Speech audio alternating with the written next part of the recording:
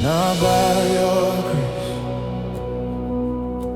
I still dare stand. If not for you, I fall down by. Now you did provide for me. Oluwami, I dare on my knees. Baba me.